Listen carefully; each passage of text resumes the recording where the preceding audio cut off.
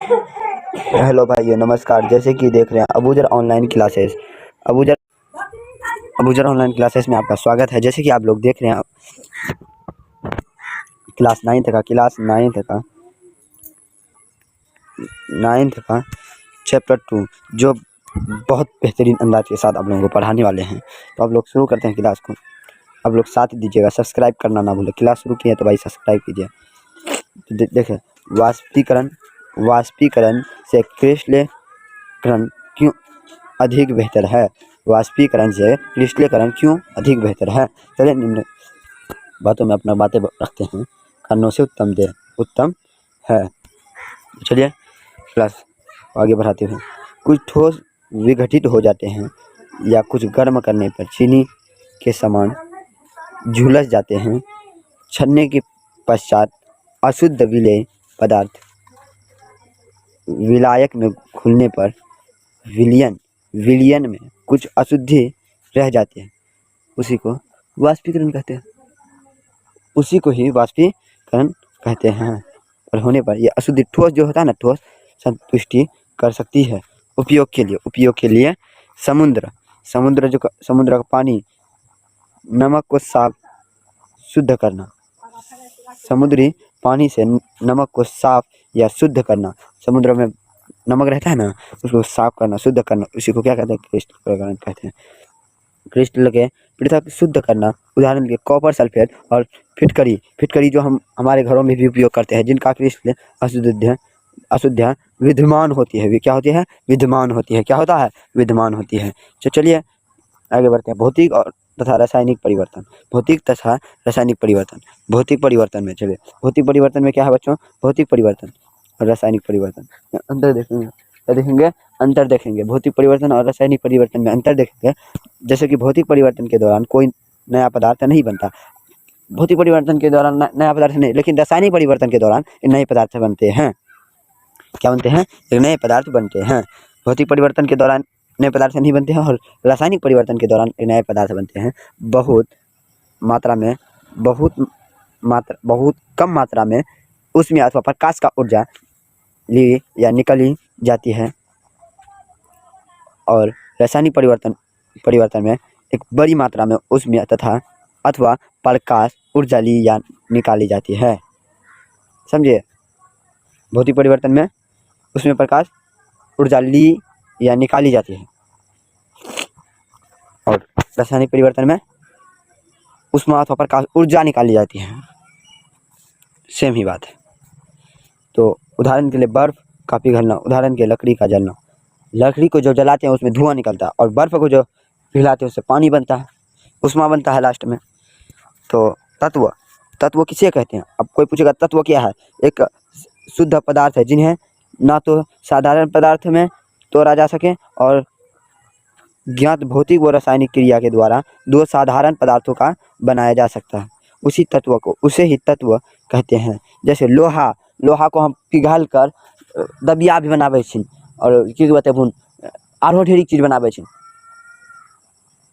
बनाबै ही कि नहीं बना? सोडियम भी है।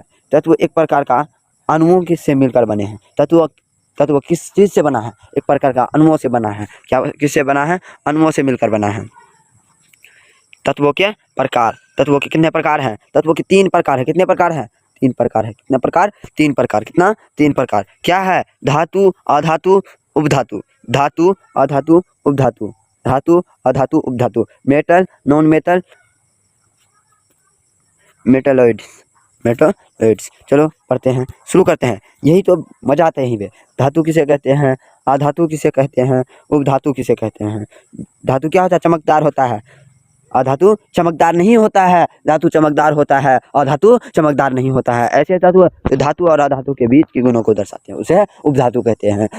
उपधातु किसे कहते हैं? ऐसे तत्व जो धातु और अधातु के बीच के गुणों को दर्शाते हैं, उसी को क्या कहते हैं? उपधातु कहते हैं।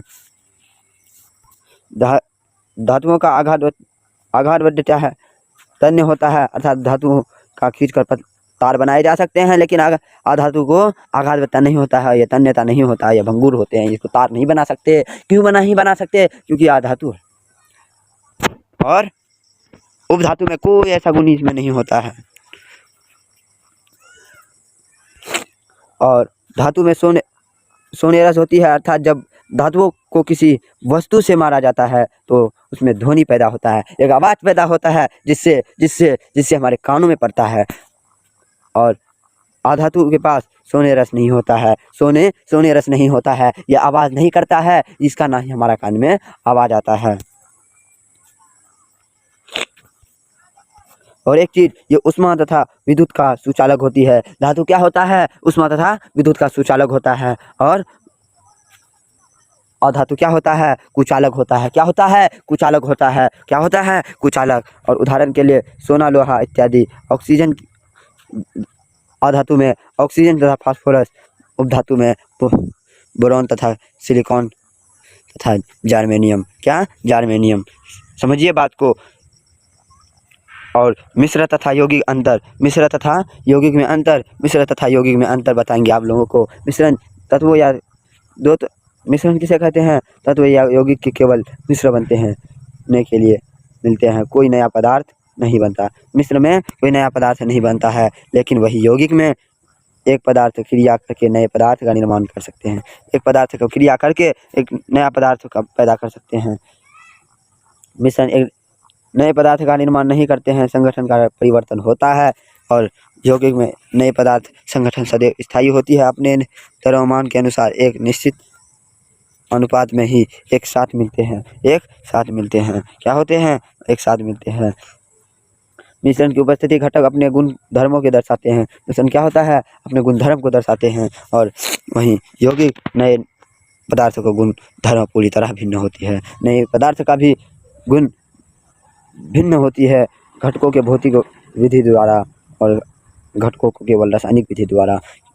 यौगिक में सिर्फ रासायनिक, और यहाँ जो होता है मिश्र में सिर्फ भौतिक, घटकों को भौतिक विधि द्वारा यह करता है। तो क्लास समझ में आ रहा है तो प्लीज़ सब्सक्राइब करना ना भूलें, क्योंकि आपका सब्सक्राइब हमें मोटिवेट करता है। आपका लाइक सूक्ष्मता के प्रयुक्त किया जाता है, सूक्ष्मता को प्रयुक्त किया जाता है, रासायनिक प्रक्रिया द्वारा ही प्रयुक्त किया जा सकता है, रासायनिक प्रक्रिया द्वारा ही। उदाहरण लोहा गंधक मिश्र होते हैं। उदाहरण के लिए गंधक लोहा आपस में क्रिया करके आयरन सल्फाइड बनाते हैं। क्या बनाते हैं? सल्फाइड बनाते हैं। और स्तर के गुण के अनुपात नियम रासायनिक यौगिक द्रव्यमान के अनुसार सदिश समान अनुपात परम संयुक्त समान तत्वों को बना देता होता है। Eg + H2O हाइड्रोजन तथा ऑक्सीजन H = 1/8 क्या होता है? 8। द्रव्यमान संरक्षण के नियम। द्रव्यमान किसी भी रासायनिक अभिक्रिया में ना तो द्रव्यमान को बनाया जाता है और ना ही नष्ट किया जाता है। रासायनिक प्रक्रिया द्वारा किसी का बनाया जाता है और ना ही नष्ट किया जाता है। क्या किया जाता है? ना ही बनाया जाता है, नष्ट किया जाता है। तो हमारे इस चैनल को सब्सक्राइब करना ना भूले भाइयों। आपकी एक सब्सक्राइबर हमारे जीवन को आगे भाई, एक लाइक की ज़रूरत है भाई, एक लाइक की ज़रूरत है, एक शेयर की ज़रूरत है, एक शेयर की ज़रूरत होती है भाइयों, एक सब्सक्राइब की ज़रूरत होती है। प्लीज़ ज़रूर करें, आपका ही भाई हूँ मैं, आपका भाई हूँ मैं, प्लीज़ सब्सक्राइब करें। शुरू में नहीं बोला, क्यों नहीं बोला? कि पढ़ लेगा, हमारा भाई ही रहेगा, लगेगा, पढ़ के हमको ज़रूर सब्सक्राइब कर करेगा भैया, प्लीज़ कीजिएगा। और भैया शेयर भी कीजिएगा। अस्सलाम वालेकुम।